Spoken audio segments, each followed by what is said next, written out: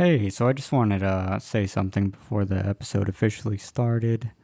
My audio came out kind of awful for this episode, not sure exactly what happened, but I just wanted to give you all a heads up. My voice will sound very tinny and metallic. I tried my best editing it out, but there wasn't much I could do. But I have ordered a new mic, so hopefully by the next episode it's resolved. Thank y'all.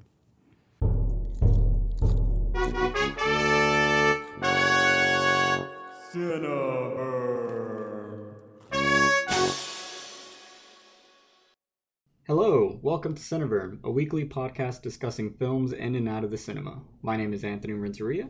And I'm David. And this week on episode 34, we're discussing The Suicide Squad, directed and written by James Gunn. And here is a quick synopsis. Supervillains Harley Quinn, Bloodsport, Peacemaker, and a collection of nutty cons at Belle Reve prison join the super secret, super shady Task Force X as they are dropped off at the remote enemy-infused island of Corto Maltese. Alright, so I guess I'll start this. I was expecting a really bad film. Really? Because I really hated the first Suicide Squad. Yeah. Which I don't think it's the fault of the director. There's like a lot of news and I feel like there's a lot of publicity around what happened with that film. Mm-hmm. Which and from my understanding is that like the first trailer for that film came out and then the studio decided to recut the whole film with that trailer editing company. So like that movie was literally edited by a trailer company, which is just mind-boggling. And then like apparently the director also came out and said that they reshot for like 10 weeks. So like most of the footage in the cut that was released was not like stuff that he shot. So that's pretty insane.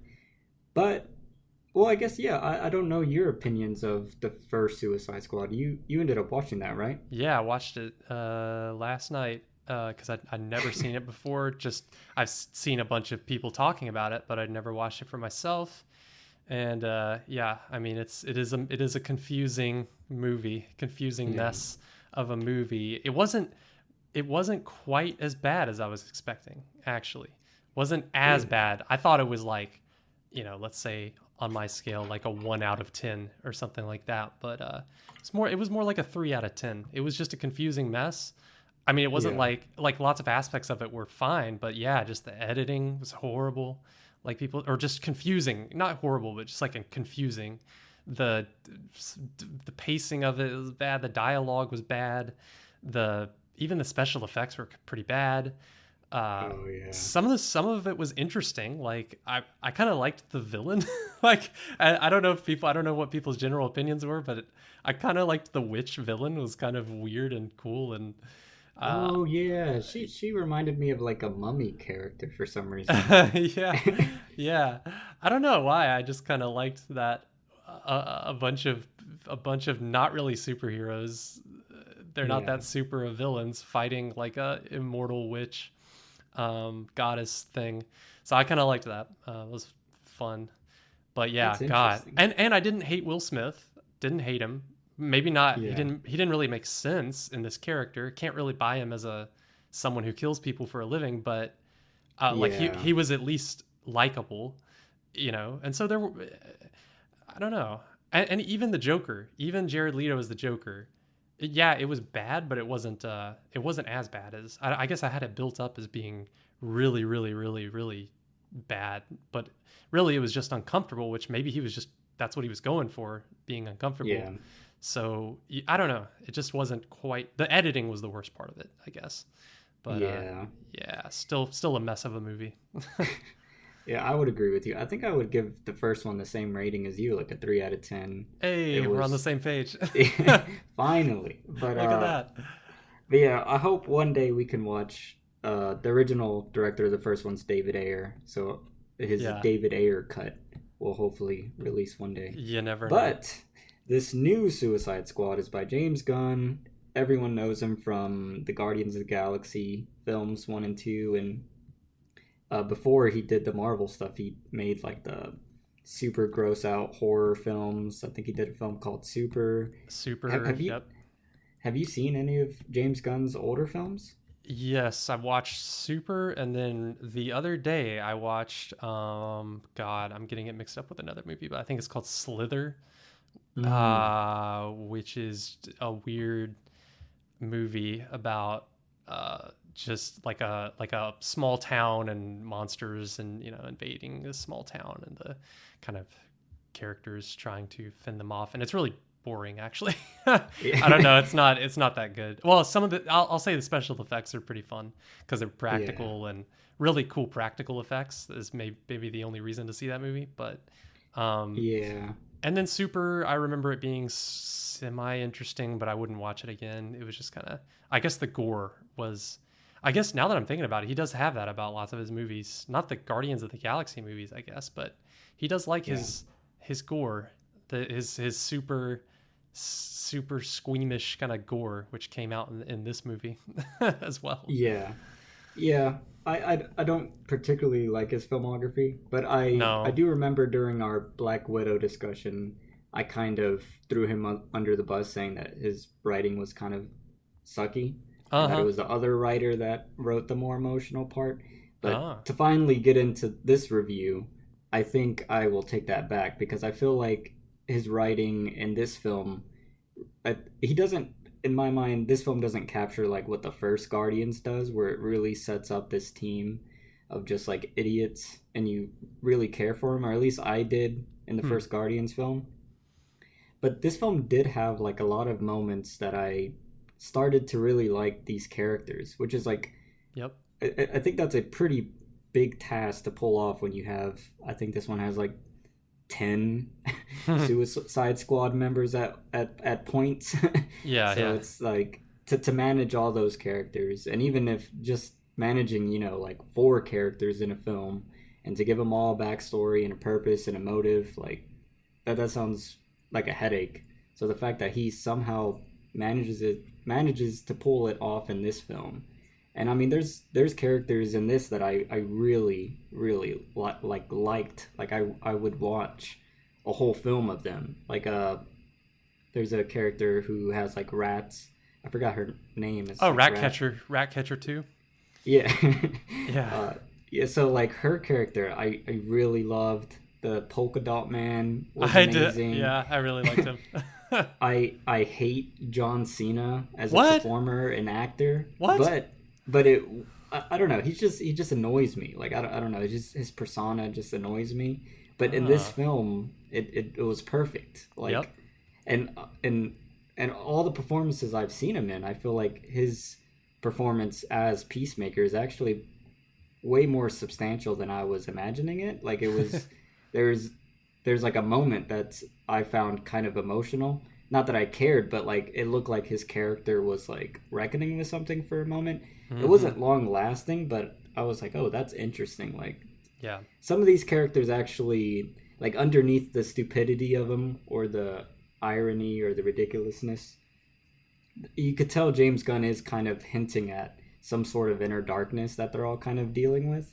Yeah. And then Idris Elba, I, I I think he's just a fantastic actor all around. He's like your go-to commander, captain, or father figure in like any film. Like I think he just has that energy and quality. And so yeah, I ended up really liking this film. The cinematography I really liked. Mm. There's a lot of cool shots that he pulls off, and there's some like I realized like he did it in Guardians 2 where you're kind of like focusing on a small object and then there's like an action scene going around the small object. Like I saw him do this with a helmet in Yeah, I love that one shot.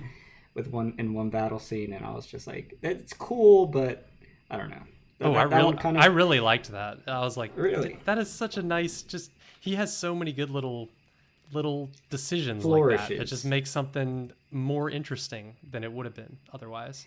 Yeah, he definitely has like a visual eye, and I really like that. And I feel like him working in this Warner Bros. Probably like lets him, use that or go a little more out there than he would with the Disney film. Hmm. Hmm. But Yeah. um, but yeah, in general, I really liked all the film. It was like I laughed way more than I thought I would. Yeah. And just thinking back about the moments, I laugh about how ridiculous certain parts are. So yeah, that's my general impressions. What were yours?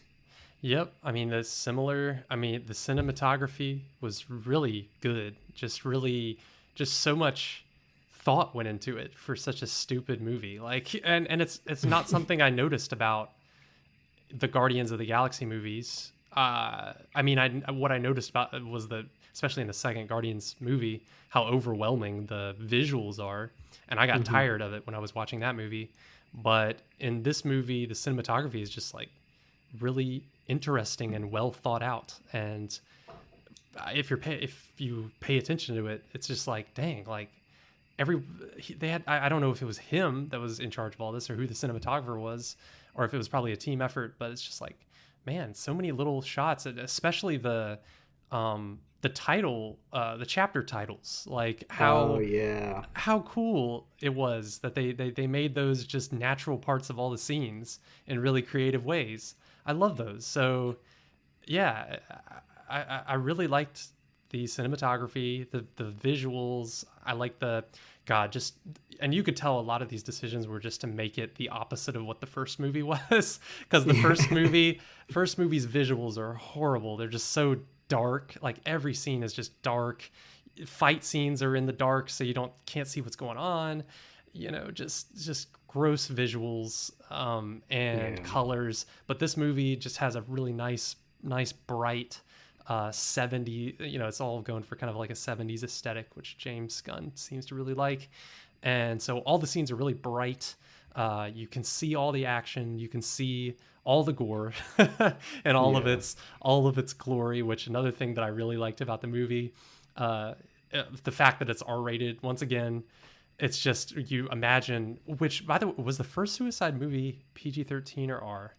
It was PG-13. Okay. Yeah, it was. Yep, it's PG-13. Oh And so it's God. like, once again, you take an idea, you make the PG-13 version of it, it's going to be so much worse than if you just gone all out with an R-rated version, because the gore in this movie is just for people who like that. Not sure about you, but the gore was just wonderful in this movie. The violence was fun, as perverse as it is to say that. The violence is just really fun. There's a particular scene where you could tell they were just having so much fun with the two characters going back and forth killing people. It's just like, it was just like, oh God, just over the top. So yeah. And then, like you said, the characters were actually, so much more likable in this movie than the first one. I'm trying to think the shark character, voiced by Sylvester Stallone, was actually really likable, like really fast. I really wanted him to survive and make it. And same for the Polka Dot Man character, very likable as well. I don't know. I still find Harley Quinn a little annoying, but she was definitely way less annoying in this movie than the first one. So, and even the recurring actors like Viola Davis as the Amanda Waller, like she, in this movie, like her character even made more sense in a way, because like with the sense of humor in this movie, like her dourness was really funny. Like where in the first movie she was not funny, she was just kind of scary. So I don't know, just pretty much every aspect, it was a pretty solid movie, and it was very satisfying. I mean, it's got like it's one of those movies that has multiple climaxes that were satisfying. So I just feel like it's a real crowd pleaser. If you like James Gunn movies, you're really gonna like it. Superhero movies, gory movies, funny, gang, like a gang of people on a mission movies. Yeah, it was very good. Yeah, I think this film captured the like identity, or like the vibe that Deadpool was trying to aim for, like that self-awareness, over violent, comedic superhero thing. And I feel like both the Deadpool movies didn't really live up to that. No. Where in this one, like, this feels like that the chaotic joy that it's selling on, or it's trying to bank on, and I think it actually nails it. And then like, respect to James Gunn for actually making characters that have a little more depth. Like you're saying, like the Waller character, like she was like, I don't know, she didn't really make sense in the first Suicide Squad, and this one she makes a lot more sense. And I actually enjoyed seeing her because she was like this, this towering figure, and just giving her more to play with. And because Viola Davis is like a wonderful actress, like she can really Yeah. nail in some scenes. And then it's weird because like all these actors, this is another testament to James Gunn, but like they're all kind of like teetering on a line of like seriousness Hmm. and comedy, but then also they're supposed to have like some emotional core or purpose. And it's cool because like I didn't feel any character really become a joke to themselves. It's like it's just we're witnessing their insanity in a way. And I feel like the first Suicide Squad didn't really nail that. Like they were all just Oh, it had. semi-serious actors or whatever. But this one Yeah. feels joyful, but then it also feels like I'm saying, like there's something underneath that that's kind of off-putting, but in a good way. Yeah, they were very. They just. I feel like James Gunn is just really good at making you like characters really fast, and yeah, I definitely did in this movie. And yeah, like you said, just having a little bit of depth, moments of depth that didn't feel like. I feel like they tried to do that in the first movie, but it was always super awkward, like flashbacks and stuff. But in this Yeah. movie, even with the flashbacks, there was one that was kind of awkward, but mostly they were really interesting and even artsy. Like one Yeah. flashback that's kind of like a reflection in a bus window, while she's talking about her Oh memories, and it's yeah. like, look at that. That's I've never seen that before. I don't think so. I was like, well, that's neat.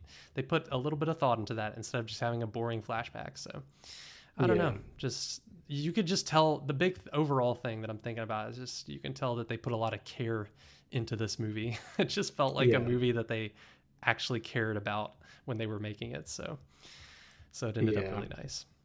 And it seems like he has like I'm not familiar with comics whatsoever, but just watching this makes me feel like it's coming from someone who absolutely loves that world. Like it doesn't feel Mm, like I feel like a lot of comic book movies, and especially on, I mean, well, not especially, but I feel it a lot on the Marvel side. Like they hire, indie artsy directors yeah. who, they say they like comics, but I don't think they are in love with comics. You don't Like believe them. this, Yeah. like this feels like it is a creation of someone who grew up reading this stuff, imagined it, and it's like you can just feel the energy in every scene of this film. Like you can tell everyone in this film had a fucking blast every day that they were Yeah. shooting it. Yeah. Like there's just like a glee to everything. Which brings me to the violence thing, because I know I said on the last I forgot the name of the movies, the Fear Street trilogy, that the You've already masterpiece. cleared them from your head. Yeah, so I had a problem with the violence, and I remember when I left the theater, I was like, I really like the violence in this film. Like when the film started, when the film starts, there's obviously a lot of mayhem that erupts, and I was just like smiling, like I was having a great time seeing all these people and it just demolished and annihilated left and right. And I was like, this doesn't make sense. Like I just said, I didn't like this, but I think it's just the vibe of this film sets it up, and then the ridiculousness, like it just immediately Yeah. is tongue in cheek and not in a like it feels smart. It's like a smart joke about a dumb person or something. Like I don't know what kind of comedy that is. Like someone who makes like the comedy itself is dumb, but you'd have to be smart to To create something that, understand why it's funny. Yeah. yeah, For like no. it, like like the Steve Carell's character in The Office. Like he says the Oh. dumbest stuff ever, but like you would have to be very intelligent to come up with that Yeah. level Yeah. of, Yeah.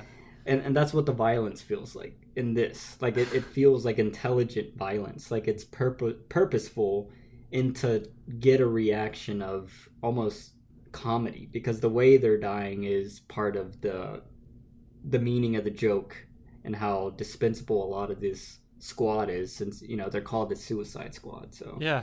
and I like how they dig into that. Like it feels like like the title is exactly what they are, and I don't know. Yeah, like in the It was a first lot of fun. movie, they didn't feel dispensable, like I mean, yeah, they killed one of them, I think, in the Yeah, first movie, like pretty quick off the bat. But yeah, in yeah, this movie they feel very dispensable, which is what they are. I mean, yeah. And I know that is like a key component of this comic series is that aspect of it. So it's cool seeing this film where like I actually started getting nervous in yeah. many parts of the films in the film where I'm like, oh fuck, they're gonna kill my favorite character, Mhm. and like I love that sensation. I love watching Yeah. something, liking someone, and then being like, God damn it, don't fucking kill them. Yeah. But like I want that to happen because then I have a reaction. Cuz usually it's just so predictable, like who's going to die and who's safe, in these kind of Yeah. movies, but at least it wasn't in this one. So, yeah. Let's see. But yeah, well, like the what you were talking about at the beginning, like setting the tone off the bat, like these dynamic shots. I thought it was really, that was the first time I laughed and kind of like got the tone of the movie, I guess, was the kind of Hmm. intro credits where it's just these very swooping dynamic shots, like showing the people that had died. And Yeah. just like it's just funny, like just like they already showed us them dying, but now they're like zooming in on them and swooping past them, their dead bodies to, it's just like it's really silly. So yeah, I think they set the tone really well just off the bat. Oh, speaking about the tone and setting the tone, this movie starts with a Johnny Cash song, Yeah. and that's like the easiest way to my heart is a Johnny Cash song. So, so I was like, oh, okay, I like this. But it's interesting because I typically, and this is something else we kind of uh, complained about on the or I complained about on the Fear Street trilogy, the use of music, and I Yeah. think, and it's weird because I normally hate it, and for some reason in this film it worked like And ninety that's, percent of the time. that's something people really hated about the first Suicide Squad, right? Is the music, Yeah, like, because it's just so they just picked like the top, out of the top 50 popular pop songs of that year or the couple years before, and they just picked from those randomly and just played them during scenes. But this, I mean, I'll say that is something that I kind of disliked a little bit about this movie, was the music, because sometimes it just felt, I know it's like it's very James Gunn like yeah, music, style, but I don't know, some of the songs just felt random or like just yeah, not appropriate for the scene. I remember thinking that a couple of times, just like the music was a little distracting at points, and I would have preferred just like movie music that I didn't really yeah, notice because it was a weird song that it was just playing in the background, just adding to the mood. But yeah, some of it is a little distracting. But I did like the intro song, because the Johnny Cash song, because it's like, because that's what these guys are, kind of like they're bad guys in like the Western sense, where like the yeah, genre, where they're bad guys, but you root for them. So just off the bat, just using that song kind of set yeah. that, like, this is what these guys are. This is how you're supposed to feel about these characters. So Yeah. My favorite song choice, actually, even better than the Johnny Cash one, is that scene that you're talking about, where very early on in the film, chaos erupts, and then the post chaos, it's like a punk song where hmm. it's just like the band is like talking about all their friends that died, and I thought that was just a perfect time because I'd never heard that song, and it Hmm. just had that chaotic energy. It was like a older punk song.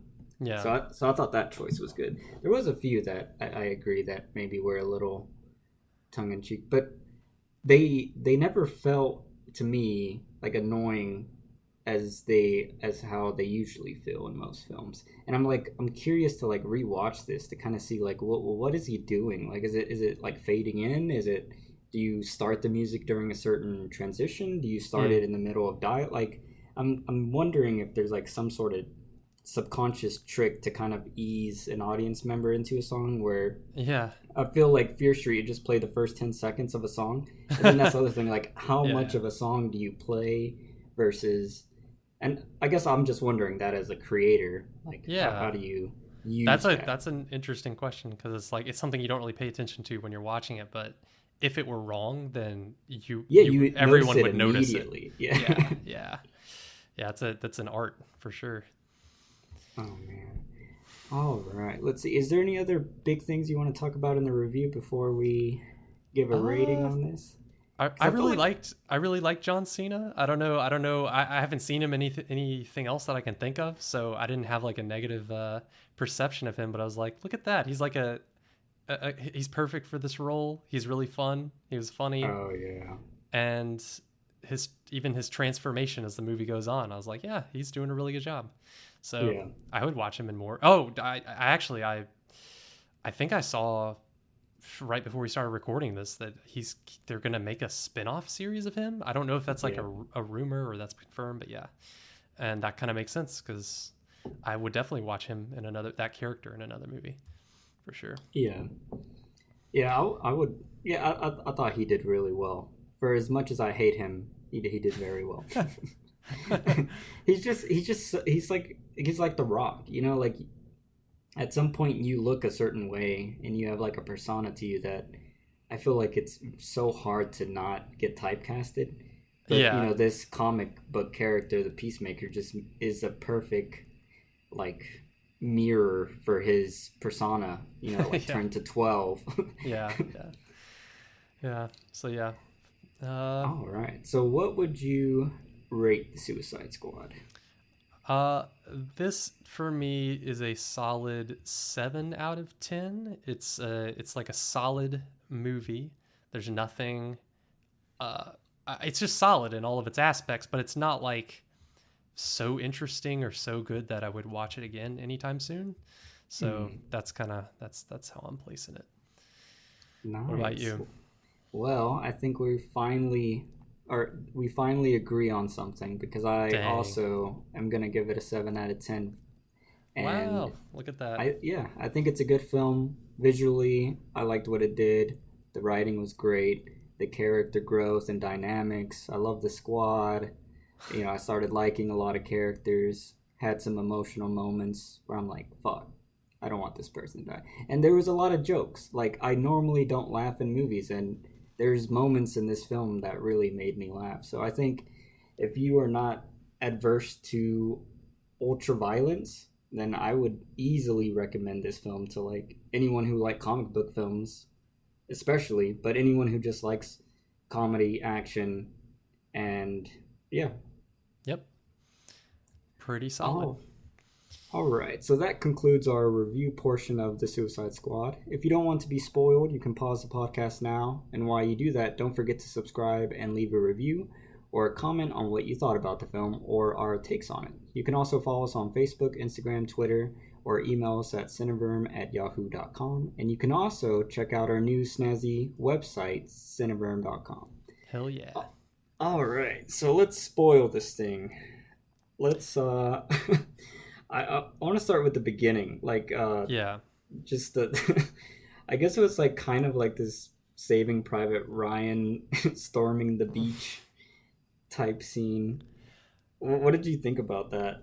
That the Well, film's kind of starting with that. yeah, okay, like I mean, what I was thinking cuz I just watched the first one is like how consciously they're trying to totally do the opposite of what the first movie did because it's like in the first Suicide Squad it's like it takes a long time for them to introduce all the characters. Yeah, Sometimes it seems random when they're introducing the characters or showing their backstory, yeah, and it just takes forever for the movie to get started. And in this movie it's the exact opposite, almost to a fault. I feel like it's a little too quick because I'm just imagining someone who hadn't seen the first Suicide Squad movie or didn't know what the Suicide Squad was. I mean, I guess it establishes what they are, but it's kind of like a little too fast. It just yeah, jumps right in there within. It felt like yeah, like under 5 minutes, under probably 3 minutes, where it's just like, okay, here's what the Suicide Squad is. Here are the stakes. Here's who's in charge of them, and here they're going on a mission, and this is their mission. And so it's like very fast. And so yeah, I thought it was like good and bad. I mean, I was just thinking about confused people who didn't know what the Suicide Squad was or hadn't seen the first movie. Yeah, But that's interesting. I was actually thinking, I was like, man, if I could edit this film or like kind of reform it, I think I would cut off the first 5 minutes and just immediately start at the storming of the beach oh damn, yeah. because like I didn't really like the very beginning, like the first couple minutes where you're with I don't know the character's name, but he has like long white hair and he Yeah, like I killed a don't know his name bird either. with his ball, and I Oh, was I like, liked wait, that. I really liked that really? intro. Yeah, because first of all, it set up like the very first shot. I was like, ooh, cinematography. Because like they just, I mean, they didn't have to at all. But you know, like from the very first shot of the movie, it's like, you know, you see that what's happening. He's throwing the ball, but then it's like, oh, it's a reflection, and they're spinning Oh up yeah, yeah. towards him, and then they do the nice little thing where he kills the That bird was with a his cool shot. ball, and then I don't know, like and the song, and I'm just like, yeah, this is a really solid little start to this movie. I liked that, but then yeah, after that, the introduction of this of the Viola Davis's character saying what the Suicide Squad is and all this stuff, it's like super fast. I was like, whoa, what now? Like I don't know, that was a little too fast. But Yeah. then the beach, yeah, that whole intro was fun because just immediately killing a bunch of characters was really nice to set the tone of the movie.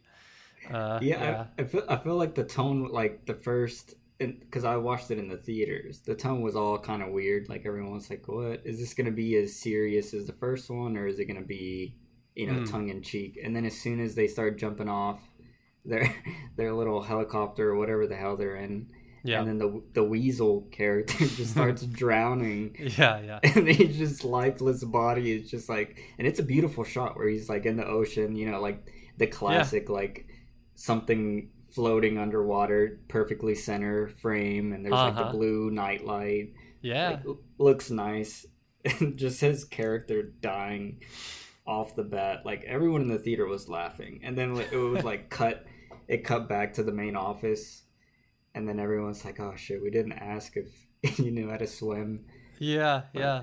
Just nice little touches like that, just showing like how they just do not care about them at all. Just they don't really care how many of them die. Oh, and the fact that the office workers are betting on their death, who's gonna die, and not yeah. just set it. That was fun. That was good. I wish that would have played out a little more. Like if we could have seen some of the like the transactions post that battle. Yeah. Well, I think they didn't want to make the office people too Yeah. unlikable, you know?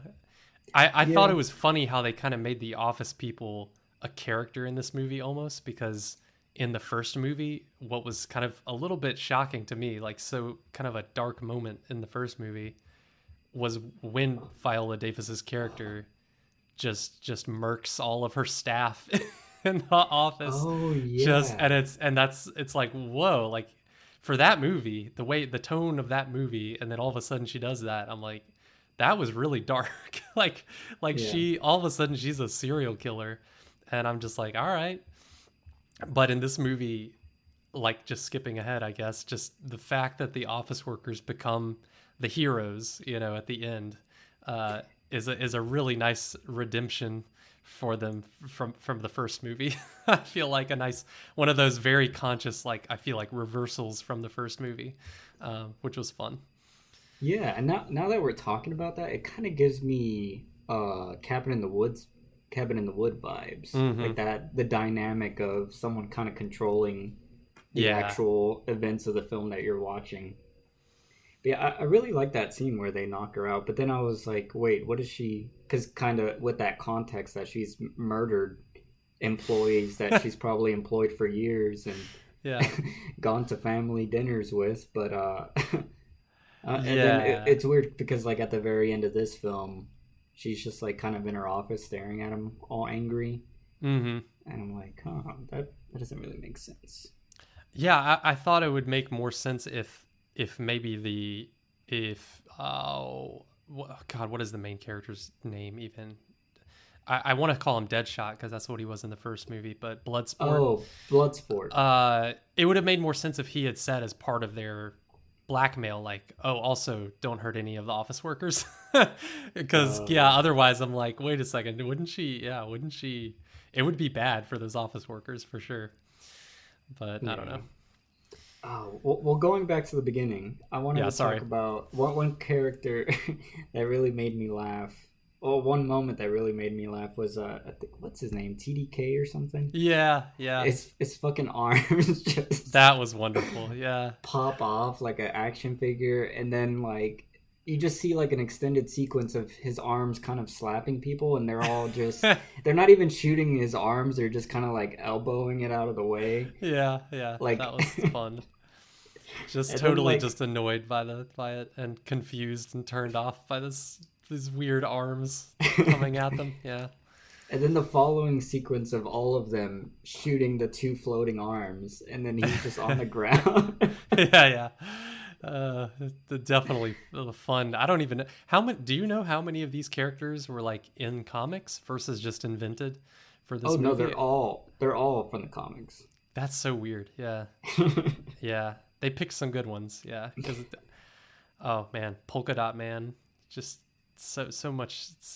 I wouldn't have guessed that these were actually from the comics. I kind of would have guessed that they just like invented them as silly characters. But yeah, that's cool. No, yeah. But yeah, I loved like that whole sequence, the humor of it. I wish they would have done, or I guess one thing that's kind of interesting is like in what, because it seems like she picked a lot of these people, or it's established that they picked these people for certain reasons, and you can kind of tell with certain characters, especially towards the end, why they're a part of the team. But I'm like, just out of curiosity, what would have been the use of TDK or like Weasel Oh well, or doesn't she say later that literally they were the only reason she sent that team of people to the beach was as a distraction for so that the other team could. oh, Yeah, I think she there's a line where she says that like, and it just shows how little she cares about them because she just sent them there to that other beach as a distraction so that the A team oh. basically could come in and sneak in. That actually makes a lot of sense because she's probably annoyed with like Harley Quinn, so it's like, all right, well, I can get her out of, off my back. And then the flag guy, what is that his name? What's his name? Yeah, The Rick Flag. Yeah, Rick Flag. Like I bet she's noticed that he's kind of turned into more of a good guy. And Yeah, yeah, that actually yeah. makes sense that she would just kind of kill them all off. Yeah, she didn't really care if they lived or died. I But wanted to see the like long white hair guy, like what his power was, because me everyone else too. got to like show off their little thing before they died. Yeah, I But was he thinking was, the same. yeah, I guess it was his. I don't even know. Throwing the tennis ball just right. yeah, I don't know, but it was kind of funny that he just chickened out and had a freak out. They had to yeah. kill him. Uh, Oh man. oh god, that was something really like another great contrast from the first movie is that they set up the whole like, okay, if you run away, we're gonna blow you up, like your head's gonna explode. But in the first movie, because I guess it's PG-13, when that happens to the character, you don't see it at all. That was super disappointing. Like I was like, what a letdown. Like they set this Yeah. up, and then you don't see it. Like they purposely obscure it or like cut away when his head actually explodes. And oh god, just but finally in this movie they took advantage of that fun mechanic. And I noticed how they turned it from in the first movie really awkward, like they're controlling it with a cell phone, and Oh my god. I just keep thinking like they could just bat that thing out of their hand before they did anything, or they could just Yeah. shoot them in the head before they could do anything with that cell phone. Hmm. Or what if the screen goes dark, and they have to like unlock their cell phone again, but they don't have time. And so yeah, having the nice old fashioned briefcase, that they have to open and switch the switch and press the button, that was kind of a nice touch, I thought. Yeah. And it makes it way more cinematic. Like Yep. I remember the towards the end when she's about to press the button to stop them from trying to defeat the starfish thing. Like you couldn't have those visuals with the phone. Like it's No, just clicking a touch screen, yeah, it just doesn't have the same effect yeah. at all. Oh, did you like the nice, like, talking about the violence and how it was kind of lots of it was because it was thought out. It didn't feel so like, um, I don't know what the word is, but just so needless. But just Yeah. from the very beginning, where the character that we see him killing the bird with the tennis ball, then during the credit sequence, like the bird coming and landing Oh on yeah. his exploded head to start picking at his brains. I just thought little things like that made the violence less objectionable, I guess, because it just had a Yeah. poetic justice to it a lot of the time, or thoughtfulness to it Yeah. that made it nice. And then that's interesting with the birds. It's like there was a bird theme throughout. Like there's that whole bird sequence with Harley Quinn on her date Yeah, with that's the true. Spanish guy or whatever, Hmm. and then they burn the birds. So it's like there's a lot of bird killing in this film. Yeah, that's weird. I didn't even think about that. I wonder if that. Birds and rats. Yeah. Yeah. Yeah, I don't know what the Uh, significance of the birds would have been, but the rat one kind of was clear that it's like, oh, it's like a metaphor for these guys being like the ones. I don't know. She has a line at the end, like the ones that you care about the least, or that are the most kind of like disgusting or objectionable to people. Like they have a purpose yeah. too. I thought that was Yeah. nice. Well, talking about what was their name? Rat, Rat catcher too, I think. Ratcatcher too. Yeah. So her whole character was very interesting. I didn't think I was gonna like her character in the beginning, but when they started, like they showed that flashback on the bus with the reflection, I was super surprised to see Taika Waititi as her father.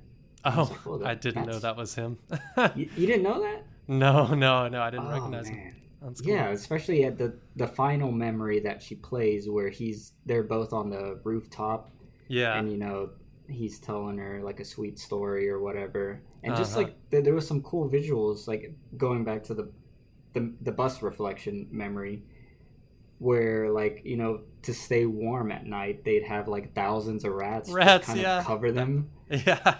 And I was like, Yeah. man, I want to watch that movie. Like, it's kind of cool seeing an animal kind of being used like that. It's like what I imagine, kind of like Ant-Man or Hmm. Aquaman. But Yeah. in neither of those films do I really enjoy. Like, I don't feel like they actually use their power in an interesting way. But in these two brief memory moments, I'm like, I would pay to watch a whole movie of that character and what they do with that power. Yeah. And I thought that, speaking of the rat girl, like in again, a contrast from the first movie, that the execution was horrible of like making all the characters useful in the final Yeah, confrontation. God, horrible job in the first movie, but in this one, it actually made sense. Like yeah, it made sense that the rats played a purpose, the polka dots, the shark, the even Harley Quinn, even though she doesn't have any powers. And like the first movie, that was very apparent. I was like, why is she useful? Like she doesn't have any yeah, powers. I don't know why she knows how to fight, because I'm like, what did the Joker teach her how to fight, or like what? But in this movie, she has like the circus background, and she gets to use that skill very specifically to escape, from her, for whatever, when they're torturing her. And it's like, yeah, okay, that makes sense why she knows how to do that with the key, like whatever. That makes sense. She's using her circus skills. So they used all the characters really well, like to work together, I felt like. yeah. Well, speaking about Harley Quinn, I think she's probably the weakest character in the film, Yeah. which is weird. Like even her scenes, like I didn't think they were bad or anything, and like she had some nice moments, and like there's that one comedic scene where she's being held captive and then she escapes, and then the guys are just like jogging down the street, and I don't know if they're just jogging awkwardly on purpose or it's the way it was shot, but they just look like a, both of the dudes just look like two idiots jogging down the street in like these ridiculous costumes or outfits or whatever. Yeah. Yeah. I felt the same way. I think it was just I was thinking about it. Like, I think it's just the contrast of just knowing, like, just seeing her just breaking out and rescuing herself in such a a flawless way, and then just watching them bumble up to come to rescue her. Yeah, but knowing that she's fine. Yeah, that And was a great sequence. I love the part where Bloodsport like kind of throws his whatever rope thing, or God, what is it called when you shoot the little projectile thing? Grappling hook. Yeah, the grappling hook, and then I thought he was just gonna like zip line up, and then he's just like, like one hand at a time, just climbing up, and I was like, what the fuck? And That was good. it's funny because later in the film he does use it as a zip line, so like it has that ability, so that just it's just a nice comedic touch. Right. Yes, definitely. But yeah, going back to my criticisms of the Harley Quinn character, I feel like she could have had something more. I don't know. It feels like her character was just there for commercial reasons. Hmm. Like you can't really have a Suicide Squad without her. I'm not saying that I would want one without her, but like if she could have been replaced with a more interesting, ridiculous character, like I think that would have been way more fun than what she was doing here, because like she already had her individual film, Yeah. which was good, and It was good. uh, I'd give it like a 6 out of 10. Like it Oh, was, wow. yeah, it was, Interesting. yeah, it was enjoyable. It had a lot of cool themes like that it plays with like the whole feminine aspect of it. Mm-hmm. It was really fun. But yeah, like I don't understand if like she doesn't really grow in this one, where like every character has a moment of kind of growth, or I guess decline for one character specifically. But yeah, I think I would say, like, I don't know, like her only growth, I guess, is when she kills. But see, this doesn't make sense really. If you just were watching this movie and knew her from this movie, it wouldn't really make sense what her motivation was. But I could tell that they were trying to tie in her development from the first Suicide Squad movie, where yeah, she makes it clear that her dream is to just be loved, I guess, and get married to the Joker, and have like a normal life, I guess. But like that's what she wants, is like romance, and to settle down and whatever and be normal. But and so they brought that back, or they tried to, in this movie, with the president of yeah, this country, which was a great. I thought it was I thought it was a fun sequence of her their dates, and like God, that was like a really good. Speaking of cinematography, like that whole sequence where it's almost like a music video, montage of their yeah, dates. yeah. Dang, every shot like looked really good. I was like, this is like a really, really good music video here in the middle of the movie. So that was cool. I mean, totally. And lots of this is just like they didn't have to do that, but they went out of their way to make it look Yeah. really good. Um, and then just her just immediately murdering him when he gives his evil plan. I love that, because that did catch me off guard.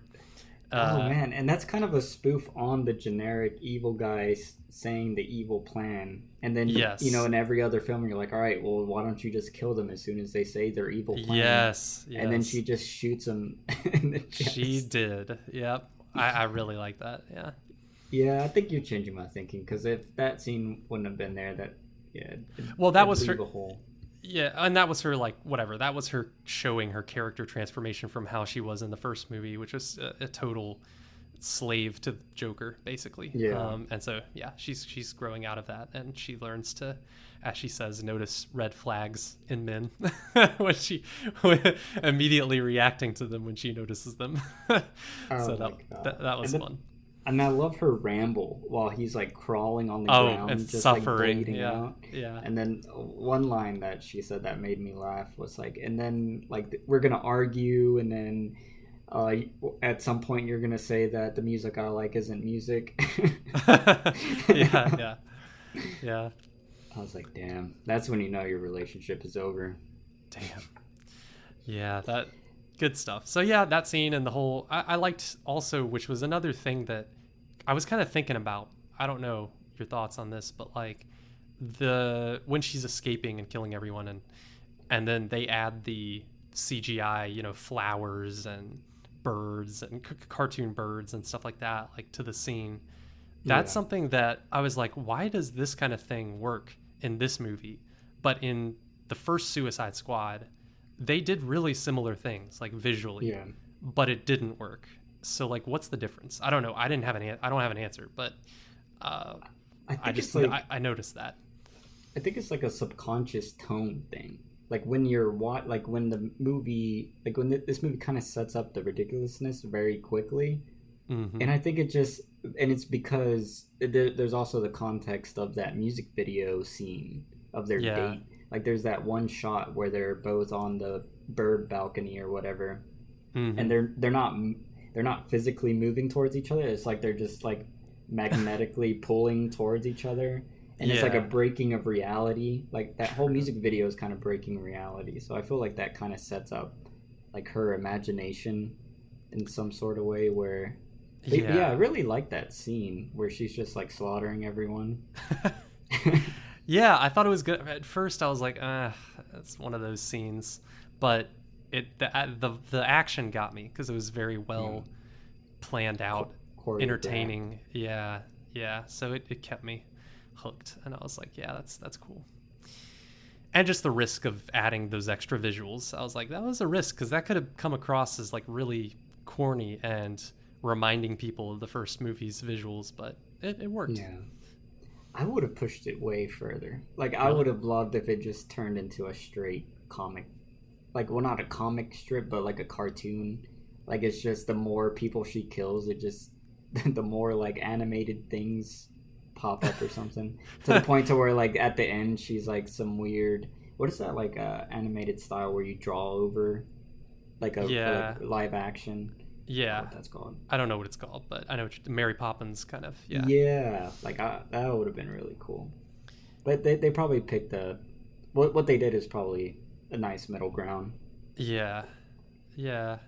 Well, speaking about the characters, I want to hear your thoughts on the Polka Dot Man. I love that guy. Yeah, that was one of my favorites because it was fun. I don't know. He was so unique and just I liked the introduction of him, like the mystery of him at first. The scene Yeah, where Idris Elba like sees him like kind of sneaking off into the woods to to get rid of the to purge the polka dots. Like it was nice because it was creepy and you just weren't sure what's going on with this guy.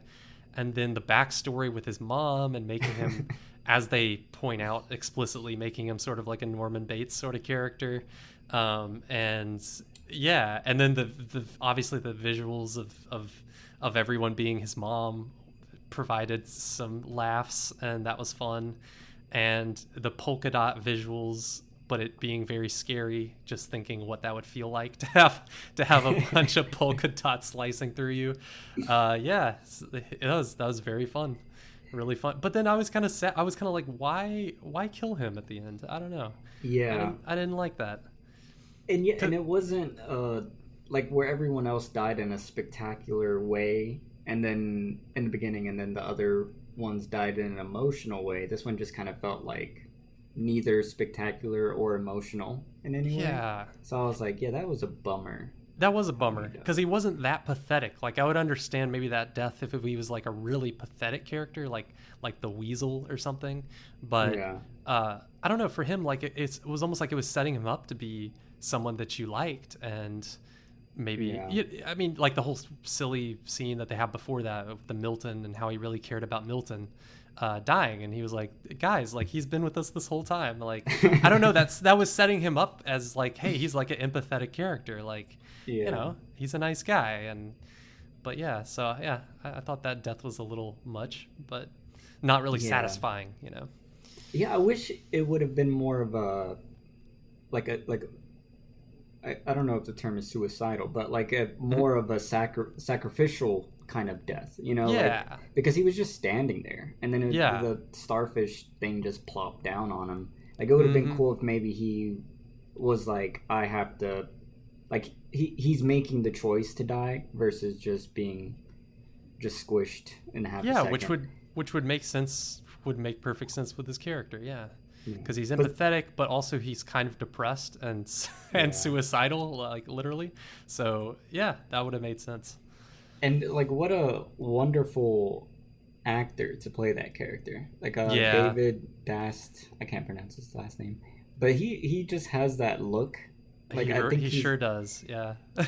yeah, and I don't know, it's just perfect casting, perfect character, and then yeah, like the backstory. Like I would watch a whole movie of his origin story.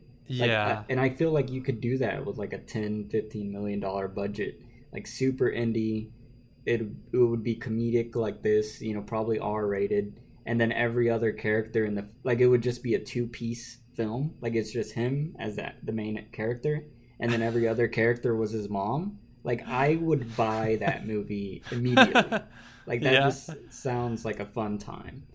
Yeah, it was that yeah, his whole backstory. Maybe just him, and if he appears in the, which I don't see why he would, but if he appeared in the spin-off movie that they're doing with the John Cena character, just I don't know, Yeah, those two had the same feeling to me. Like, yeah, I could see yeah. them. I mean that'd be a perfect little streaming film or series, like his origin, and you could do it before his death. So, Yeah, exactly. but yeah, I just love the visual gag of his mom. Like it's like the perfect. Like it was like when he talked about hating his mom before we saw her, and then when they Yeah. finally showed what his mom looks like, I was like, yeah, that's the like quintessential. It's like Yeah, yeah. You can just tell. overweight kind of mom that you Yeah, kind of hate. overbearing mom. Yeah, yeah. Yeah. I just Oh man. they did really well with that character, as silly as it could have been. And then when she's like the giant kaiju sized mom Yeah. Yeah, yeah. punching the fucking buildings, or even when she's all the Suicide Squad in like different costumes. Like That was fun. I Yeah. want to rewatch it and just pause and see Or how her outfits. everyone in the club that was surrounding Oh, him. that was beautiful. And then he's like kind of grinding on, or one of them's Grinding on the grinding one. on. Yeah, yeah. Yeah. Well, Uh, speaking about that scene, like I wanted that scene to go on for like at least another 15 minutes of them just being in that really? bar. Yeah, like I love moments in films where like they're kind of just expressing themselves in an unfiltered way. Like, and I think that's why I love the first Guardians of the Galaxy so much. Is literally just the bar scene where Rocket Raccoon like snaps and he's like drunk and kind of crying or whatever, and he's like, "Don't call me a fucking whatever." I forgot what Hmm. he said, like a rat or raccoon. Yeah. But the point is, like, I love that vibe. Like, I guess I've kind of been in that like drunk state where you're like really sad or like you're going through whatever, and then you get drunk, and then it's like the music, like the cheesy like disc like dance or electric music, or here is like some. I mean, it was a pretty good song that was playing, like it was catchy, and it sounded like really good in the theater, like, oh, I want to go to a bar if they're playing that. Yeah. And it's just that emotional energy of like the alcohol kind of stripping away, the barriers that they've all put up for themselves. So like I wish they would have all broken down in the way that the Guardians did in the first film. Like that bar scene kind of broke everyone to kind of like, and after that scene they all like split up and they band back together or whatever. Hmm. Like that's what I thought was going to happen in this one, but then it just goes into the whatever Spanish rebel people coming in and searching for them. Yeah. Yeah, I see what you're saying. It could have been a more of a character development opportunity there, but at the same time, for some reason, I don't like those scenes because I don't know what it was, but it's if they have too many of those scenes where it's so obvious what they're doing, like it's just, oh, here's a little break from the action slowdown scene where they're all together and they get to talk about their backstories or whatever. There was a scene with them in the bus that was more like that. Yeah. Um, where it's just like, ugh, I don't like when it's too predictable or obvious, I guess, what they're doing. Because they Well, tried that in the first one too, and to even worse effect, where they just have them walking down a street for a long time so they can just talk to each other and talk about their characters and their motivation and their backstory. It's like, ugh. Yeah. Well, I guess what I like is the challenge of someone challenging someone else in a drunk state. I guess it's like it's not what is the word? Like, it's not nostalgic in a positive way, but I've been in those situations with those kinds of people who, you put certain people in a group and they're all drinking, and you kind of like, I don't know if you've ever experienced this, like you've had a group of friends and then there's this one friend of yours that isn't friends with the other people, and you're like, we probably all shouldn't be drinking together because it's just going to take one person to say the wrong thing, and then we're all gonna, it's going to be, like, there's that kind of tension of what alcohol will make people do. And I guess, like, with a group of villains who are all psychotic, I was like, this would be perfect, that they're all getting drunk, and then the drama is them all, because, they're all weak individuals in a certain way. Once again, I feel like you have a gift for this, where you come up with these alternatives, scenes that don't exist, that when you explain them, they make me really want to see them. Like all of a sudden, I'm picturing if they had made that an entire sequence of them getting drunk and then going through the night and fighting, and then, like, kind of recovering after that, like having like the hangover phase of them together. Yeah, that would have been fun. And you could have established the Peacemaker, his unwillingness to surrender peace at all costs. You could have had that. The polka dot man, someone could have made fun of him, of his mom or whatever, and then that I just imagine that would be a hilarious scene if you just cut to him yelling at, let's say, Rick Flag, but Rick Flag is his mom, and then it's his mom saying, your mom's a piece of shit. Like, there's... Yeah. You're right. Ugh, now that you explain it, it's like, that scene could have fit in there, in the middle there, nicely. Yeah, man, I want to write. Yeah, but I need to write more. That's what I keep learning every time I watch another movie. Oh, speaking of that bar scene, reminds me of like a brief shot of the shark character just sitting in the van. Oh, just so sad. Like, so there's little things like that, and he did that a lot with the shark character. That just makes you just tugs at your heartstrings all of a sudden, and you're like, man, I feel bad for this character. It's like the whole other team is just ignoring him. They just leave him multiple times. They just kind of leave him by himself without telling him where they're going, and it's just so sad. So I liked that, and it did make me really like that character and just feel like, man, I really want him to survive. I was afraid. I was afraid because of how they set it up at the beginning, that he was going to die at a couple of points, but thankfully not. Well, one final thing about my imaginative scene would be the finale would be the shark coming into the bar. Like, when everyone's yelling at each other and they have their guns drawn and people are screaming, the shark busts in and just says, lonely. And everyone is just horrified, and just like all the locals are just fleeing. Oh man, but yeah, that was so sad. I love that shark character. I love the scene where he puts his, like, little shark fin finger over his mouth, and he's like mustache to have a disguise.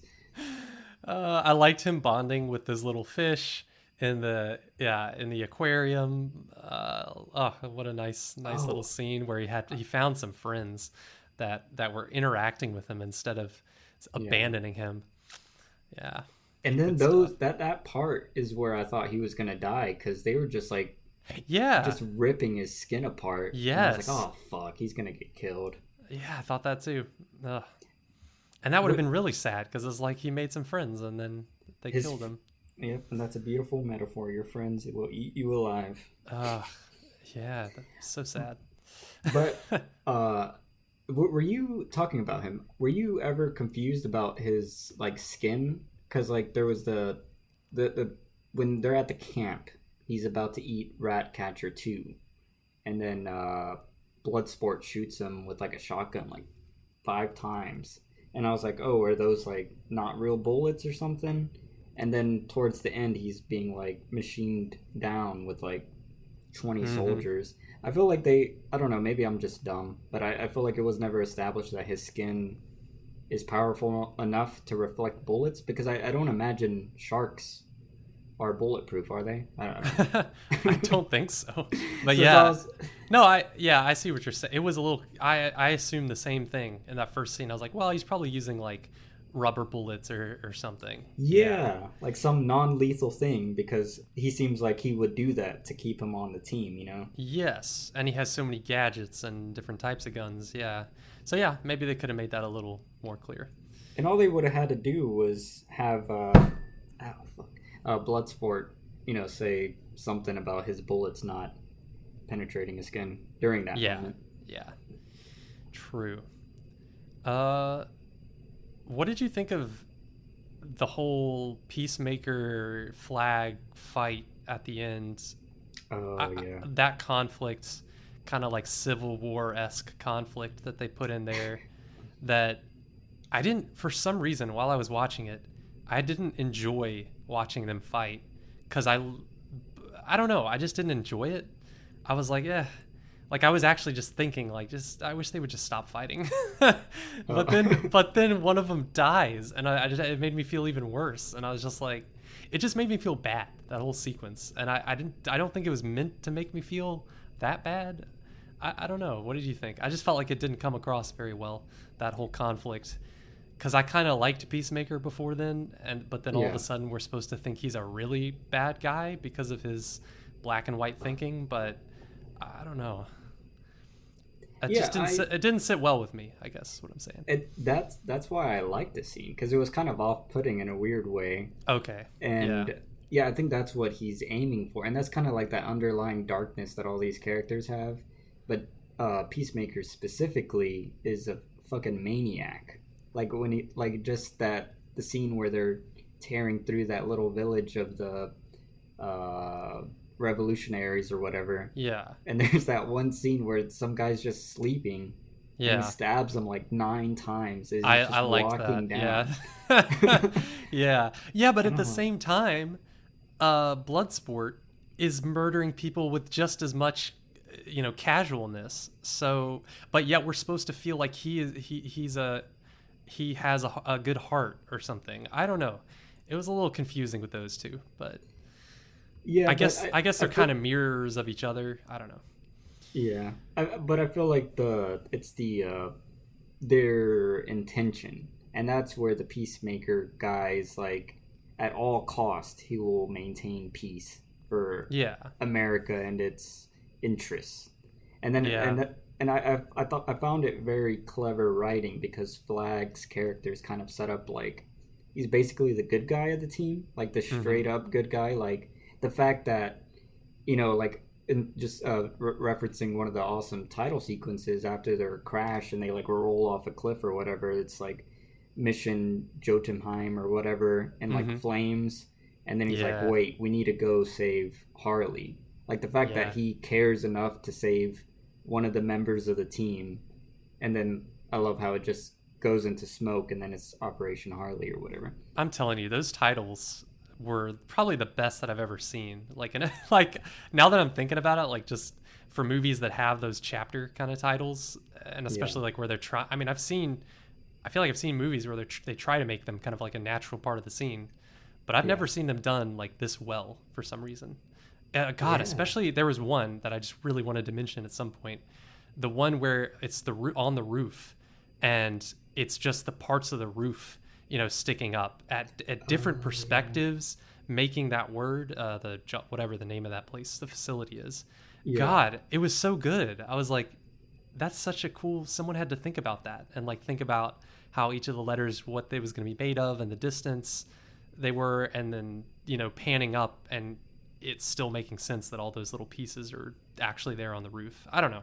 I just love little things like that. So Yeah, I had and to mention it. what was interesting is that they were like how you're saying they're kind of a part of the scene. Like there's Yeah. some that I didn't notice until right before it cut. I'm like, Mm. oh wait, there's a title sequence, and then it would cut, but it had Yeah. been playing for like 3 seconds. I just didn't. I was just like, oh, this is a beautiful shot, and then I'm like Yeah. kind of looking more deeply, and it would be in the foreground, the background. It would be out of focus, in focus. Like it felt like a visualist kind of having fun with that concept. Yeah. Yeah. You could. Well, I was just I'm just thinking about the person sitting at the computer that well, someone had to come up with those ideas and just them making it. You know, it's just like, yeah, I Yeah. want to appreciate them, whoever they are. So do you generally like title breaks? Because now that I'm thinking, it's like, is there a resurgence? Because the Green Knight had constant title breaks. Gosh, I do kind of. Now that I'm thinking about it, I usually always like it. Yeah, I Really? mean, in Quentin Tarantino movies, I'm thinking about other Oh yeah, examples. I don't know. It just feels right in a lot of movies to have those explicit titles and to make it an artistic part of the movie. Just a yeah, nice extra thing you can do. I don't know. Yeah, I usually do like them, unless it's a movie where the pacing is supposed to just keep you locked in the whole movie. You know, then yeah, you it doesn't make sense to like break it up. But this one it worked. yeah. I guess it's interesting because this film is kind of jumping so fast and through so many events, and just kind of like the Green Knight used it to establish the different parts of the game he was playing. Yeah. It like it really works when you have tricky edits. Like I'm trying to think how Mm. this film would feel without them, and it would feel kind of jarring going from, crashed vehicle to we need to save Harley, and then you're just immediately into that joke, like that 3 second pause of kind of Yeah. like letting that scene finish, and then you're into the next scene. Like I think it does a lot for the editing of this Mm-hmm. film. Mm-hmm. Like this is definitely one of the better edited comic book films I've seen in a long time, to Yeah. to where the pacing has a personality. Yeah. Yeah. That's true. Oh, Oh but man. about the Peacemaker fight at the end, I thought that whole scene really showcased John Cena's performance in a way that I wasn't Yeah. expecting. Like his character feels extremely conflicted, and like Like I can see it. earlier. Yeah. Like earlier when you in the non spoilers when you mentioned that, like I think I know exactly the shot that you're talking about, like that showed his performance or whatever, where there's just that one brief shot like zoomed in uh of his face twitching, and I was like, look at that, like he's actually doing Yeah, some really cool acting there. That, yeah, and that's all you need is just that face twitch, and you can tell what's kind of going on in his head. yeah. And then the line, I think he says, "You're an American hero. Don't make me do this." Like the fact that he is so out of his mind that it's Flag's fault that he has to kill him. It's like, why are you making me kill you? Like, don't you understand? Yeah, he's got And very clear values, and that's why I guess I didn't see him as such a bad guy, because I'm just thinking like that's just his personality. Like he just has very black and white thinking, and he has his clear values. So yeah. I don't know. Can you really fault him for that? I don't know. I didn't see him as quite a bad guy as they were trying to make him be. Well, I think So that's the definition of a bad guy, is like unwilling to move anything that you believe in for others. And because yeah, like he was even willing to kill Ratcatcher too, when like he had like an emotional connection with her earlier in the film, and like he yeah. was like, and he was, and then the part But art, was when she was like, you can just take the drive, why do you have to kill me? And then he's still like, well, I have to kill you because the idea of you is against my ideas. Like the fact that you wanted to share this makes me want to kill you. And like that's huh? how extreme his like crazed idealization of peace is, that he has to even kill people who consider breaking his peace or his thought of what peace Uh, is. yeah. I And guess I didn't think that much into that and they line, or I kind don't even remember what he said. Yeah, and they kind of established in the very beginning when Bloodsport is like, "You're a maniac," because he entered that prison system for killing people. Like they don't say who or how many, but it seems like he slaughtered a lot of people in the name of peace, and they were all invalid logical reasons, but in his brain they were. And then he questions them about it before they like storm into the rebellion camp, and he's like, I'm willing to kill He's willing to eat an entire beach of dicks Yeah. Oh yeah, the to joke. Yeah. to maintain peace. What are you talking about? Yeah. He'll So do like, anything. and then that's what's cool. Like now thinking about the jokes in the context of his actual insanity. Like there is not a joke in him about that. I just think it didn't work for me because Yeah. when you think about all these other characters, they're in whatever for whatever they did. They're also all villains, and they are all have killed people needlessly for not even for a clear reason like he does. They just kill. I mean, Bloodsport's just a hitman, Yes. and Harley Quinn before when she was with the Joker just does kill Manipulated. people for no reason, and Yeah. yeah, and just so I don't. Well, I guess I don't see the contrast, so that was really confusing to me. That what he's a villain, Well, like yeah. So he's a villain, and the other yeah, ones are anti-heroes. Like not really. I exact, mean, exact. He is the only true villain of this group because see, I just Ratcatcher. No, wait. Ratcatcher 2.0. The only reason she was in prison was because she robbed the bank after her father died to get some scraps of money to like yeah, survive out in the I'm fine wild. with that. I'm fine with All right, that, and then Bloodsport was just doing it for money, so he's just and that's just okay. Like I don't well, know. it's okay because he's only killing a certain group of people for money. Like you're doing Wait, hits no, on hold on though, hold on. ultra wealthy.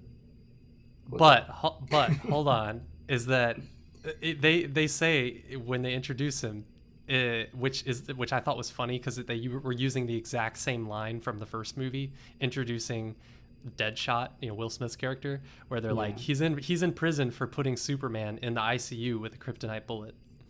Wait, they It's said the like same thing? exact same line. Oh my Yeah, god. yeah. So I'm like, what? He shot Superman. I mean, he tried to kill Superman. Like, this isn't like a. He'll do his value is money or whatever, and Peacemaker's value is at least it's peace. I don't know. Well, no, that's the disturbing part because when you remove the money, Bloodsport is not a villain anymore. Like, and that's what happens when he's imprisoned. Like, money isn't the thing for him anymore. The new thing in this scenario is his daughter, like doing Yeah, whatever to make sure his daughter's alive. But then even then, he's willing to change his perspective when it comes to a giant starfish destroying the city. And then the shark, he's just a shark and he gets hungry. So it's like there's no, he's just an animal. He has instincts. And then but Polka Dot Man, he probably murdered his mother, and yeah, his reasoning was because she abused him and experimented on him. yeah. But Peacemaker is just insane because what I guarantee you, his definition of peace is not what me and you would recognize as a I, viable definition of peace, and that's where well, he becomes a villain. And this yeah, is the difference between a hero and villain is they cannot see outside their perspective. Like you are just, and then the deeper you dig into your perspective or motive, the darker it gets. okay. Don't you think he would have joined them in fighting the starfish monster at the end though? I mean, No. he probably would have because it's peace. It's about peace. No, his piece is directly tied to America, and that's the Yeah, other part.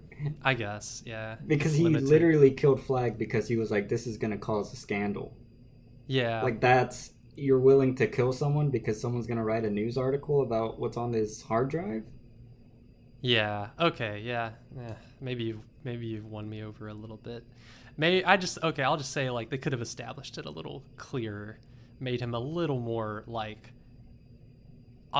more obvious that his value was like contradicted and like contradictory and stuff. I don't know.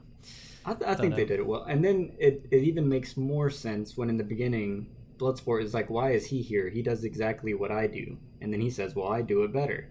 And then you realize, oh, well, he's there because he is the perfect puppet. Like Yeah, his yeah. values align directly with the Waller character because they're Mm-hmm. working for an American organization. That's their mission. That's their task. He is the perfect Suicide Squad member. That he is willing to kill everyone on that team for her because True. she just has to say it's for the greater good of America's values or Yeah, whatever it he's. I is. guess he's very similar to her. Yeah, because Yeah, she's willing to kill all he's of like them. he's like the briefcase with the button. Like she just Hmm. has to activate him, and he will not blink to slaughter all of them. Yeah. And then what I really like about the like you're an American hero is that he probably respected like the hell out of the Flag character.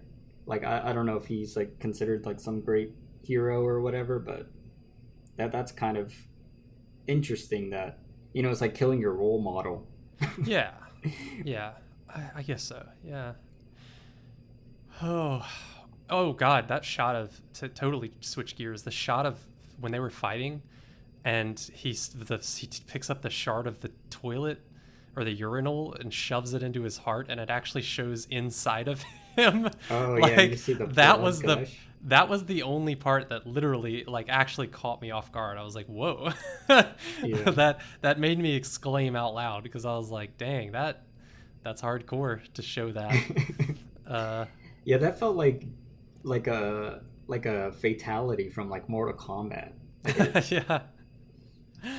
It reminded me, it, but also it reminded me for some reason the only similar shot I could think of, which totally distracted me, was in Entered the Void. Have you ever seen that movie?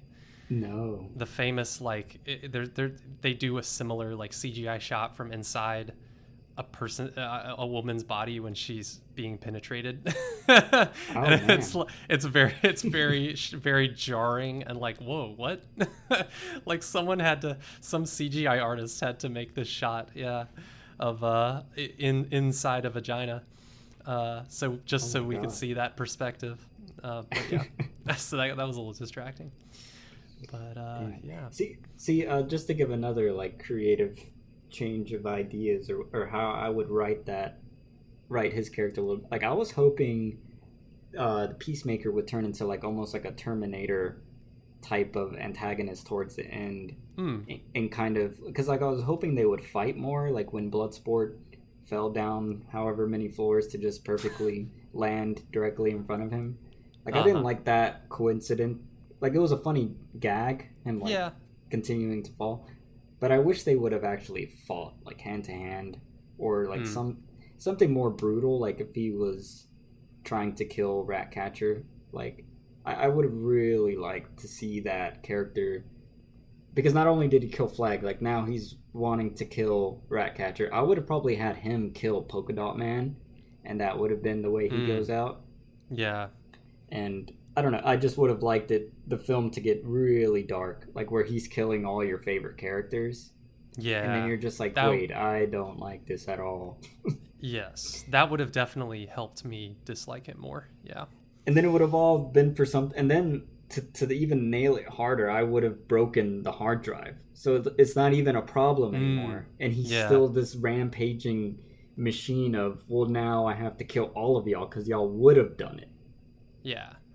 But then they wouldn't have had anything to blackmail Waller with in Yeah, order so that they could do what they wanted to do at the end, yeah, I that's true. guess. Uh I liked that the bullets coming together. Like that scene. I mean, maybe it wasn't enough, but God, there were so many climaxes in this movie that I feel like they kind of had to rush it along there. Like, so Yeah. the shot of the bullets coming together, and the callback to his comment earlier about the smaller bullets, like it was good. Oh yeah. It was good enough. Yeah, but I didn't like how it was like he died, and then at the end they show the stinger of him being in the hospital bed or whatever. Wait, they did? You didn't watch the like end credit sequence? Oh shoot, no, I didn't. Oh Oh man, no, are I you not? realized I realized that I didn't. Oh God, I Uh, stopped watching. well, it's not that major, but it's Okay. he's in a hospital bed, and then like the office people are like, oh my god, why is he still here? And then they're all like, he's gonna fuck shit up, and then you just see him in like an ICU chamber or whatever. So I guess it's planting the seeds for the TV series. So he Okay. survives at the end of the film, basically, is the Oh, God. which Yeah, I I thought was missed it. stupid. Yeah, because he would have clearly died from that Yeah, wound to his neck, gushing blood. Yeah, all I saw was the weasel coming back to life. That's all I saw after the end. Oh yeah, that was funny, dude. That Weasel character is so like he seems like it's just so stupid, like such a stupid creature, and then Yeah. like his like weird incompetence and nervousness, like his like the ticks that he does, and Yeah. his mouth breathing is really loud, and his eyes are they're not cross-eyed, but it's like the opposite where they're kind of aiming out. Yeah. Yeah. Oh God. Oh man. Okay, random thing. Like, did you ever feel? You probably see it here in my notes, but did you ever feel weirdly bad about like all the random people that got murdered in this movie, like the soldiers or like the freedom fighters or like I I don't know. Like it was for some reason I thought about that in this movie because there was so much collateral damage of these people, and it's like, are we really supposed to think of all these people as bad guys? Because I mean, most of them are just doing their job. They're just soldiers, or I Yeah. don't know. And the murdering the whole village, like of people at the beginning, and then that lady still helping them, even though Yeah. she also includes the fact that her entire family was there. Oh I no, was no, she like, said her whole family was murdered by the Presidente or oh, whatever. oh, Yeah. you sure? Okay, okay. Yeah. Yeah. Well, still, just like her entire fellow freedom fighters, Yeah. camp murdered, and she's still gonna help them. That was a little much. And I was like, they would be a little more. This would be a little more impactful, but I guess they just had to move along with the plot. Yeah.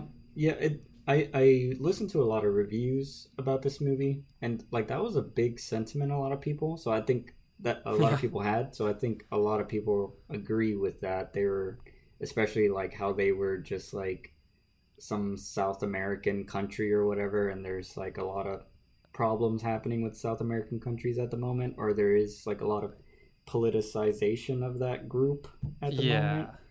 Yeah. Uh, so a lot of other podcasters were talking about that and talking about how it was weird just seeing, I guess, like an American group just mow down South Americans like nothing. And I I mean mean, that's she did make a comment about that, well, you Americans, could just yeah, coming through shooting first or whatever.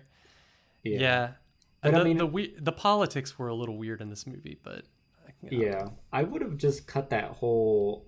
Like, I liked the gag. Like, it did feel, weird seeing it, but I really like the gag of them killing essentially the wrong people, and then the Yeah, joke of it, and the sure. awkwardness of like, and I love the line John Cena says, like, "What people? There was no people."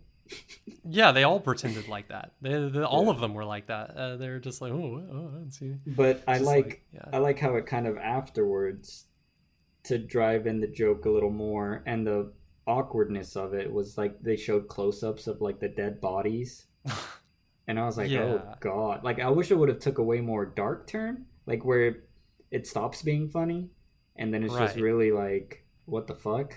But it she just immediately is like, yeah, I'll help you. And I guess that's I, what you're saying. I wish it would have yeah, been like, maybe that could have been a sign for the peacemaker, where maybe she starts yelling and she's like, well, I'm not fucking helping you, I'm gonna go alert everyone. And then as she's walking away, he just ooh, shoots yeah, like blows her brains out. And then yeah. everyone's like, well, what the fuck you did that for? And then he'd be like, well, she was a threat.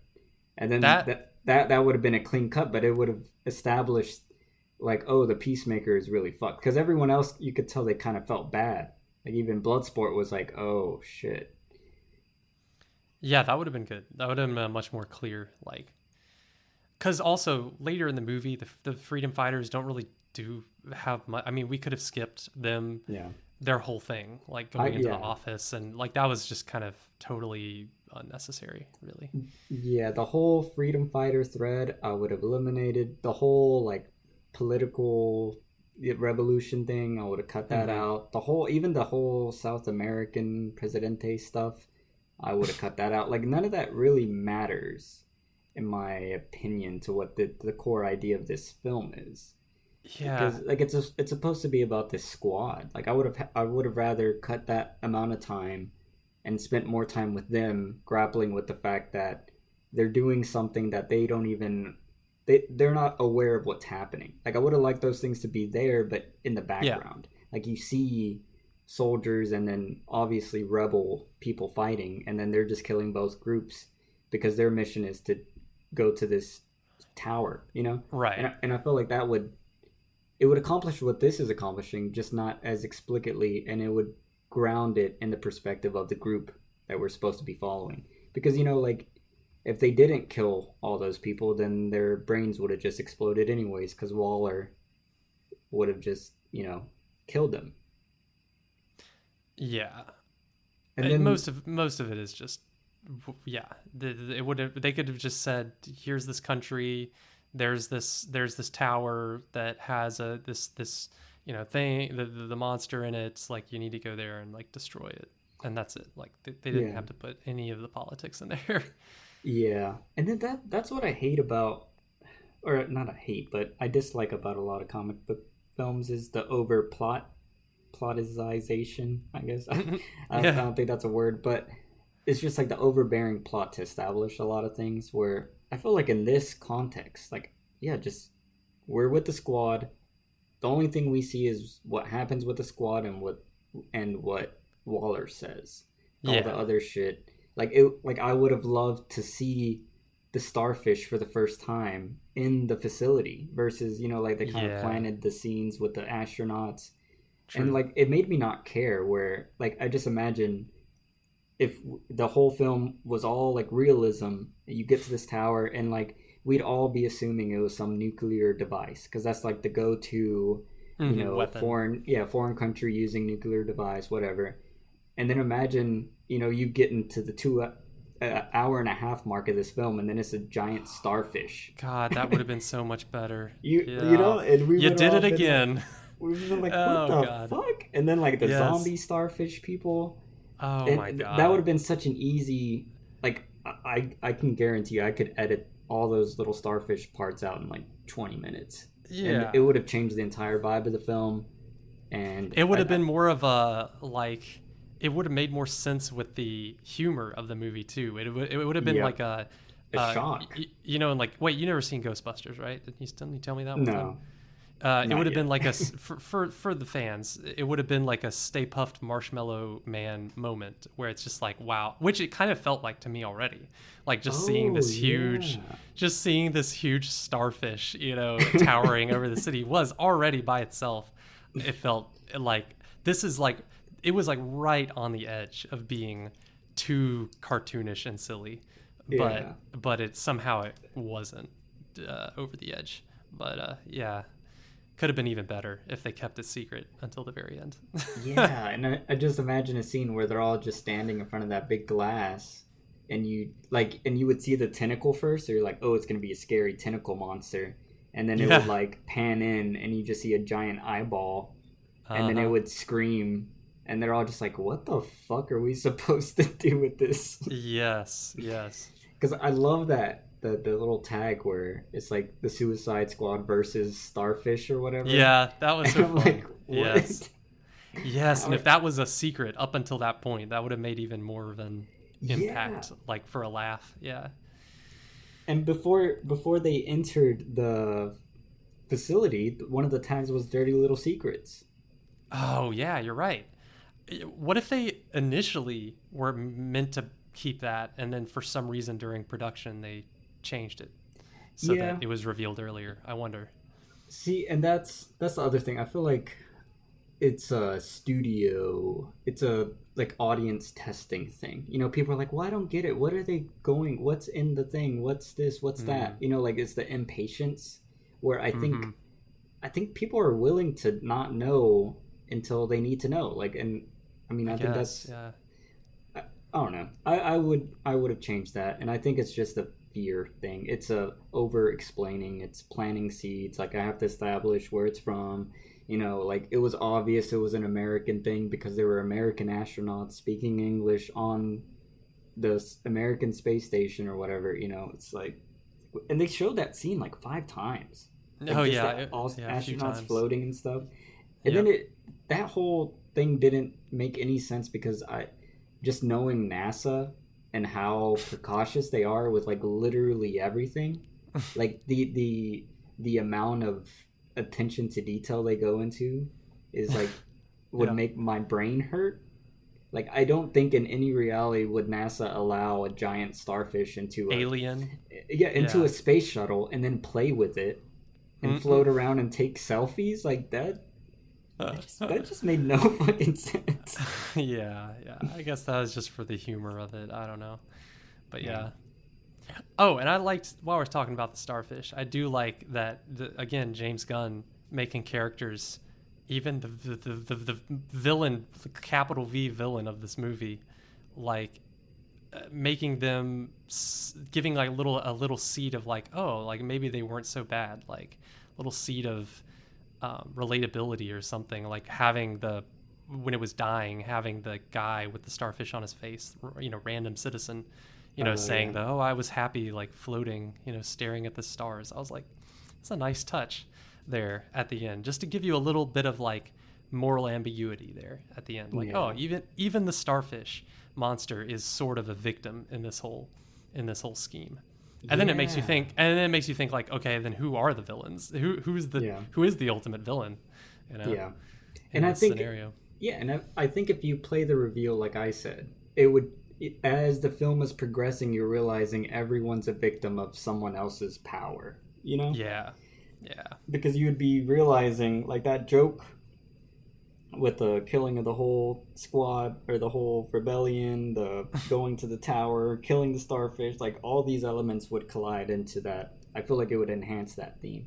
And then like if you would have revealed the starfish at the very end, you could have had a deeper like a longer conversation with the starfish. Like the squad could have talked to the starfish. The starfish could be like saying whatever. For some reason just now that you said the like looking at the stars or whatever, like I would have really like I would have set the whole finale in like a raining sequence, like it would have like storm or something, and then I oh, would have had one of the starfish things like on the gravel like bleeding out or whatever, and it's like the human person but with the starfish thing looking up and it's all like raining, and I would have just done a cheesy like Blade Runner like no, I knew you were gonna say that. I was like, don't say tears and and I think that rain. would have been hilarious, but then Oh also my have like a super god. like a pitch perfect emotional thing. Like it wouldn't have been verbatim what the Blade Runner thing, but it would be Okay. like evoking that finale, and then the starfish could be like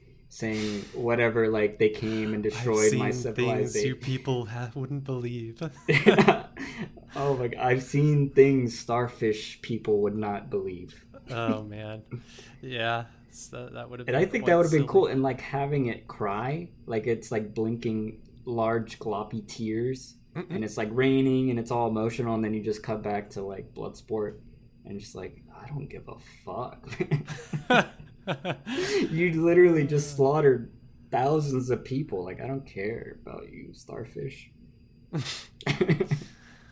Oh, I really liked the the death of the starfish. Like God, like just things that they didn't have to do that I feel like in a lot of movies you wouldn't expect, and I just kept getting like pleasantly surprised that they went the extra step of creativity or whatever Yeah, to like, oh, we're not only is Harley Quinn going to stab it in the eye and that's going to be it, she's going to go through the eye and that's going to be a whole scene yeah. inside the eye, and you're going to see all of like the rats pouring into the eye and swimming and Oh yeah, that's beautiful. and chewing through the wires. Like it's like they didn't have to do that. They could have, Yeah, if it was lazy, they would have just had Harley Quinn stabbing it in the eye and then for a wide shot of it collapsing, or whatever, and yep. that's it. But And then the like close up of her crawling out. Yeah, yeah, they went the extra mile. So it's like just things like that in this movie pushed it up, yeah. above the average of this genre. Yeah, and I think that is like that passion for this craft, or the passion of this form, like the comic book form visualized on screen. Because I know like comic books love, that splash page of, finality, like those snapshots of something happening, like there's just so many frames that I've seen that's like just a moment, and that those moments are kind of ingrained in fandom, whether it's like Captain America picking up a hammer And Yeah. I just think that kind of passion is that would lead to the idea. It's like, well, I'm not just gonna stab it and then it's gonna fall over. Like, I'm gonna stab it and then it's gonna look beautiful and then she's gonna be swimming and then the rats, and it's like you're Yeah. tying a visual into an emotion to where it makes everything feel valuable Mm-hmm. as a death. And like, oh, well, talking about the rats, like I think that is just like probably one of the best powers ever, because like, can you imagine just Yeah. being eaten alive by millions of rats? Like Yeah. you could kill anything. Oof. Oof. And the fact that they're everywhere, it's like rats are everywhere. So no Yeah. matter where she is in the world, she's got her power. Yeah. Yeah. And then That's I cool. love the emotional tie-in with Bloodsport. What I would have done though is I would have had some sort of flashback, because I mean the film uses a lot of flashbacks, so I feel like it's fair game. I would have had a flashback of him as a child being stuck in the crate, or whatever he said, where the rats were like trying to eat him alive.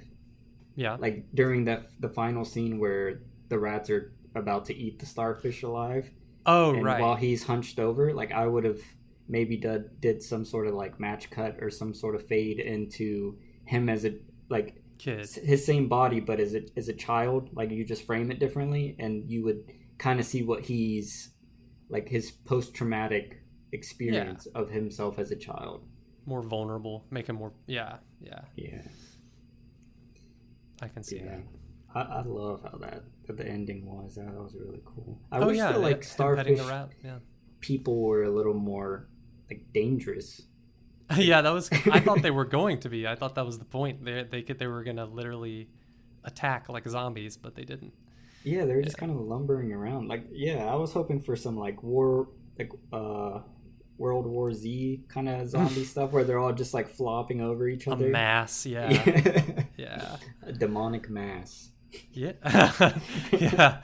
So that's a callback for the real Cineverm fans. Yeah. Yeah. Oh my god. Yeah. I mean, anything else you want to talk about? I'm trying to think of who we excluded. I feel like, yeah, we kind of talked about everything. Yeah. Let's see. Can't think of anything else. All right. Well, that will conclude our wait, let me get spoiler discussion for the Suicide Squad. Thank you for listening to this episode of Cineverm. We would be grateful and humbled if you could leave us a review with your thoughts or comments, and if you could share us with your friends or family, as that really helps us in our journey to spread the love of cinema. And we'll see you next time. See ya.